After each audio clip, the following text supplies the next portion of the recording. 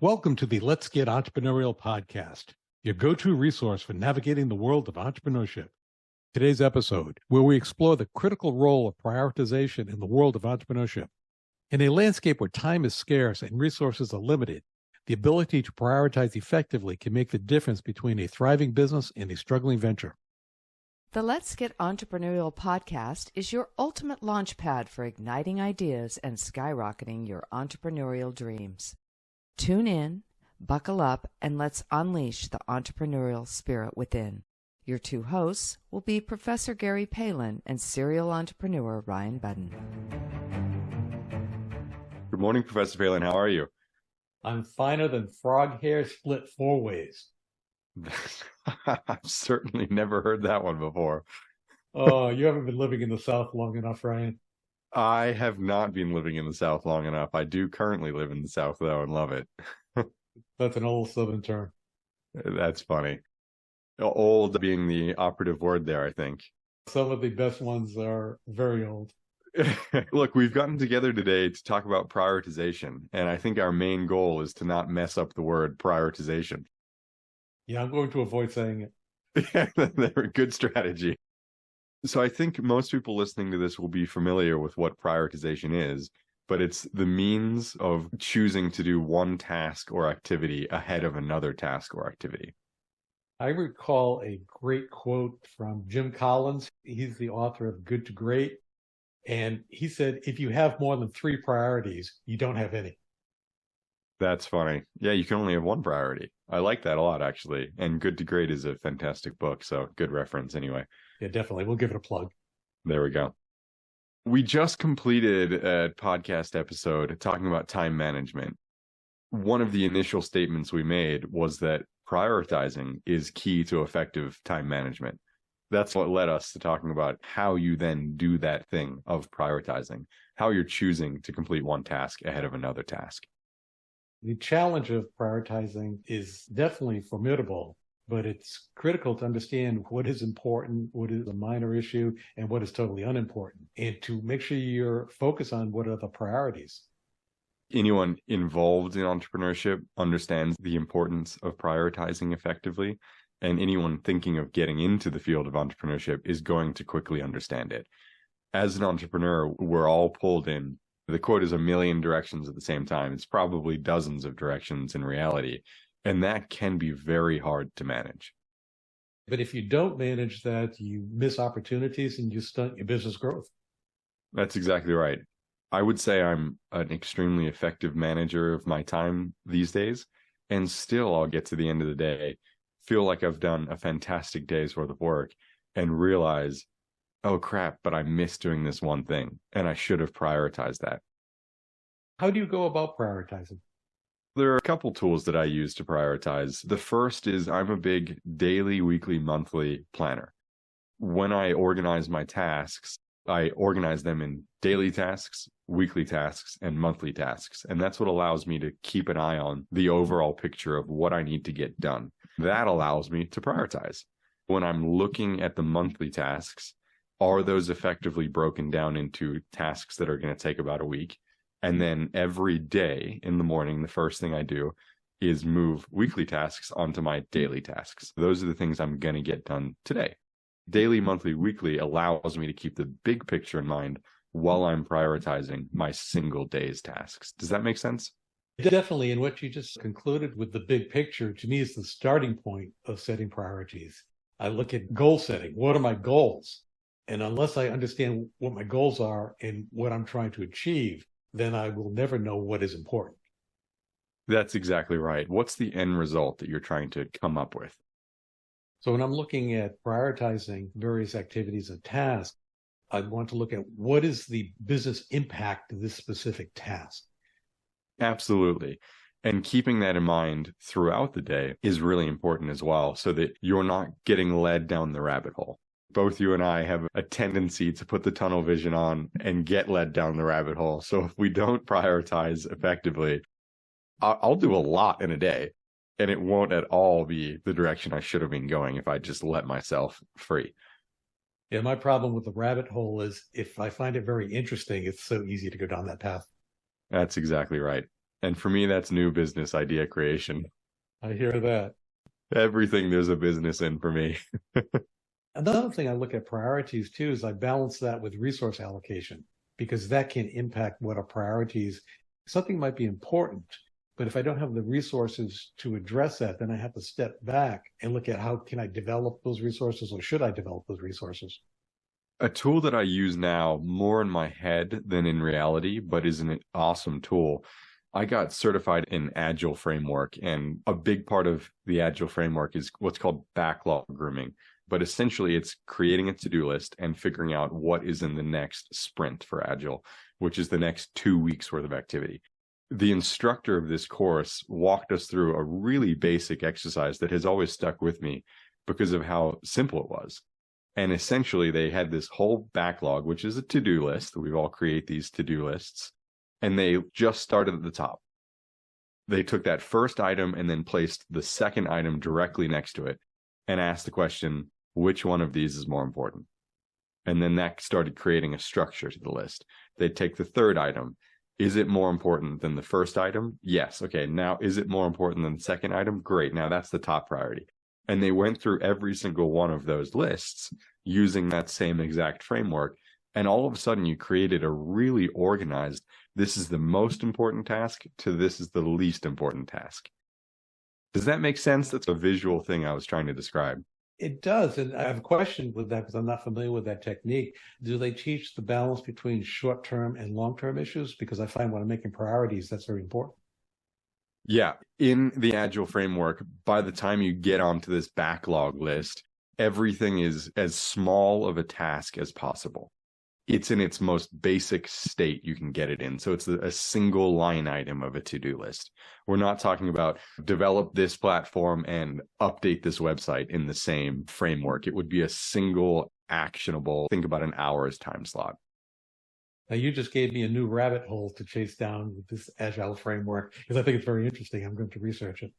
It was primarily developed for technology development, and it's being applied into a lot of different fields now. Ryan, before we continue with today's topic, we're diving into the Janus Entrepreneurial Report. What makes this assessment so unique? Well, Professor Palin, the Janus Entrepreneurial Report is a game changer. It's not just another test. It's a comprehensive tool that evaluates your entrepreneurial leanings. It's like having a personal coach for your career. That's fascinating. How can someone benefit from using the Janus Entrepreneurial Report? It's a great question. The Janus Entrepreneurial Report helps individuals identify their tendencies in terms of entrepreneurship. It's not about getting a high score. It's about gaining valuable insights to enhance your entrepreneurial skills. So it's not just for seasoned entrepreneurs? Exactly. Whether you're starting your own business or aiming for a leadership role in your career, the Janus Entrepreneurial Report offers actionable insights for your personal and professional growth. Impressive. How can our listeners get started with the Janus Entrepreneurial Report? It's easy, Professor Palin. Just visit profspirit.com and take the assessment. It's a small investment and a potentially massive return. Well, there you have it. The Janus Entrepreneurial Report is a valuable tool for anyone looking to boost their entrepreneurial skills. It's a game changer, and I encourage everyone to go check it out. There's a link to access the Janus Entrepreneurial Report in this episode's description as well. Any other areas for prioritizing that you would suggest for our listeners? For entrepreneurs who are our listeners, this is a great opportunity to bring up prioritizing your work-life balance. It's something you and I end up talking about quite a lot because I think both of us have tendencies to misjudge that work-life balance at times and then try and refocus on getting that back into adjustment. When I'm prioritizing, I look at what in reality is the number of hours this list is going to take me today. And then what are the number of hours that I think I should be working today? And what else am I prioritizing? Whether it's my mental health, my physical health, my relationships, adding that into the mix has become very important for me as of recently. And I think the work-life balance I've been getting better and better at. I used to be single. I then had a girlfriend and now I have a fiance. So I am learning that I need to address those work-life balance issues a little more. I understand that perfectly. And it's also understanding this single-minded focus of accomplishment of a specific project that I'm working on. It just can become all-inclusive because it's hard for me to get it out of my mind. Thinking about issues I'm facing, solutions to the point where I'm dreaming the damn thing. I'd say 9 out of 10 nights I am working in my dream, which sounds depressing, but I come up with some insights occasionally. Yeah, I do the same, and hopefully I remember what it was. Yeah. I have had many people tell me I did need to do a dream journal because I often am literally dreaming about work. And I've never really done it. It's been on my to-do list. You referenced the Eisenhower quadrant. Am I remembering that right? Eisenhower matrix, yes. And I think that's on the not important category. So I keep putting it off. If someone's interested in the Eisenhower matrix, they want to listen to our episode about time management. It's a really interesting technique. There it is. I find that there has to be flexibility in adjusting priorities because you don't want to chisel it in stone because you want to review and adjust as things move forward because it doesn't remain constant. That's where a lot of people make mistakes also. That's a really good point. And I fall into this trap. Often entrepreneurs feel like they're just putting out fires. If you keep prioritization in mind, go from the large view of what you're trying to get accomplished to the small view of what you need to get done today. A lot of those fires you can let burn for a little while. Whereas in the immediate moment, they feel like that needs to take the highest priority right now. And oftentimes that's not really true.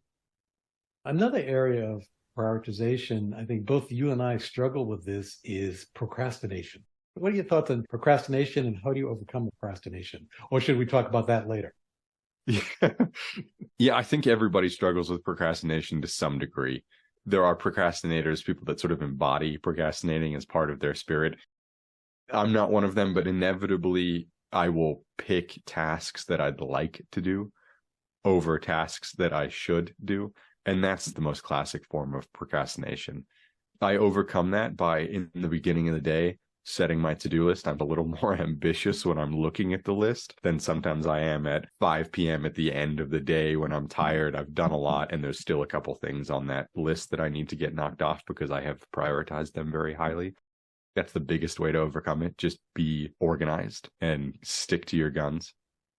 You've mentioned one area that I use continually is the things I don't want to do. I do those at the beginning of the day. Another big one that I do intuitively now is get the big tasks done early in the day. Something I've been focusing on a lot is the mental energy of making decisions and how throughout the day your decision-making process gets worse, even though you might be making the same decisions at the same rate. If you've built up that tolerance, the outcome of those decisions can weaken over the course of the day. I don't know a better way of describing it. And there's a whole science to that. So I typically get not only the most important, but the biggest decisions made earlier on the day. Even if I'm not going to complete that task right now, I make the decision of where that's going to go. I have that mental energy. That makes a lot of sense. Another area that I think of, and I use this all the time with prioritizing, is utilizing the Pareto principle, also called the 80-20 rule. Now, we won't get into the depths of it because we have done an episode on that specifically. I refer our listeners back to that episode. It's well worth listening to. But basically, it's that 20% of the impetus creates 80% of the results. You want to understand what that 20% that you should really be focused on.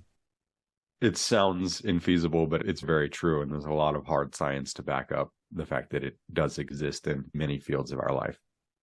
I live by that 80-20 rule. Oh, so do I. I think you have to. A lot of people aren't familiar with it. So again, I highly recommend people listen to that episode. I think it will change many things in terms of how they prioritize. Perfect. Any other ways that you apply prioritization in your life? I also continually review time limits. With that, it's important to delegate when appropriate. And the decision of doing it yourself or delegating is a key factor in when I'm looking at priorities. Absolutely. At the end of the last episode on time management, we dived into delegating and the cost-benefit analysis that both of us use on whether to delegate or to do the task yourself. My last thought would be to focus on what is the impact of your task on productivity and the growth of the business. Yep. Keep that big picture in mind. That would be my comment as well.